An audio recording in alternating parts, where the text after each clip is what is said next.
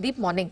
पिछला हफ्ता तो यूएस मार्केट्स के लिए अच्छा रहा है, क्या कारण रहे और इस हफ्ते क्या एक्सपेक्ट करें? बहुत ही शानदार हफ्ता रहा। इनफैक्ट जो आगे मैं डेटा आपको बताऊंगा 2024 का सबसे बढ़िया हफ्ता अमेरिकी बाजारों के लिए पिछले हफ्ते हमने आते हुए देखा है। और जो ट्रेंड है, जो डेटा आ रहा है, जो संकेत हैं, वो अब तक तो अच्छे हैं, बट ये हफ्ता भी काफी अहम होने वाला है बिकॉज बहुत इंपॉर्टेंट डेटा पॉइंट्स आने वाले हैं जो आगे की डायरेक्शन को इन्फ्लुएंस कर सकते हैं।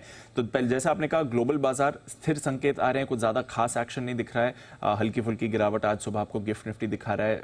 डाउ फ्यूचर्स, नास्डैक फ्यूचर्स एकदम फ्लैट दिख रहे हैं। एशिया के बाजारों में भी थोड़ा मिला जुला कारोबार हो रहा है। और शुक्रवार को भी अगर आप देखें तो यूएस में थोड़ा मिला जुला ही एक्शन था।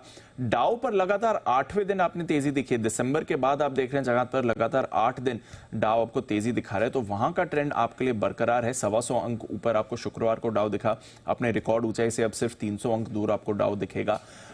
S&P 500 हल्की बढ़त पे था। नास्डैक एकदम फ्लैट बंद हुआ है मामूली गिरावट के साथ।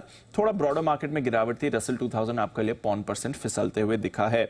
स्टॉक स्पेसिफिक एक्शन ही था। डेटा के लिहाज से कंज्यूमर सेंटिमेंट डेटा आया था, ये थोड़ा खराब था, 6 महीने के निचले स्तर पर था। बट इस डेटा में दिखाया कि आगे जो इन्फ्लेशन की एक्सपेक्टेशन है वो अभी भी बढ़ी हुई है कंज्यूमर्स के बीच में। हालांकि सेंटिमेंट इस समय थोड़ा कमजोर है, तो मिक्स्ड डेटा इसे माना जा सकता है।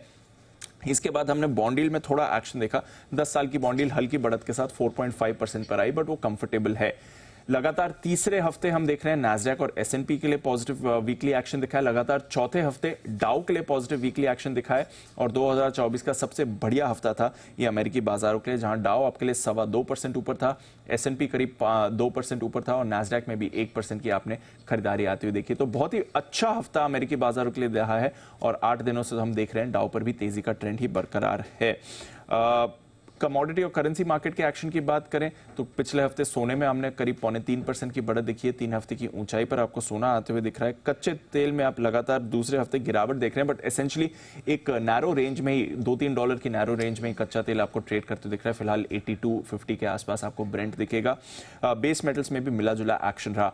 बट आगे की चाल के लिए ये हफ्ता इंपॉर्टेंट है, क्योंकि एक तो अर्निंग्स वाइंड डाउन हो रही है, हालांकि कुछ नंबर्स आने वाले हैं, बट मोर इंपॉर्टेंटली इस हफ्ते अमेरिका में उनका रिटेल और होलसेल महंगाई का आंकड़ा आने वाला है। तो होलसेल महंगाई PPI ट्यूसडे को आएगा, रिटेल महंगाई CPI वेडनेसडे को आएगा। ये दोनों डेटा इंपॉर्टेंट है आगे की फेड पॉलिसी को लेकर, और कब फाइनली रेट कट माफ कीजिएगा शुरू होगी उसके इंडिकेशन के लिए। इसके अलावा फेड के कई सदस्य इस हफ्ते भी भाषण देंगे, तो वो इंपॉर्टेंट रहेगा। अप्रैल महीने के रिटेल बिक्री के आंकड़े आएंगे, अनदर इंपॉर्टेंट डेटा पॉइंट रहता है। और साथ ही 2 रिटेल दिग्गज वॉलमार्ट और होम डेपो, इनके भी नंबर्स आएंगे। तो डेटा के लिहाज से, आगे के सेंटिमेंट और मूवमेंट के लिहाज से इंपॉर्टेंट हफ्ता रहेगा। बट अदरवाइज अगर आप संकेत देखें तो अच्छे संकेत, स्थिर संकेत आ रहे हैं ग्लोबल बाजारों से। चलिए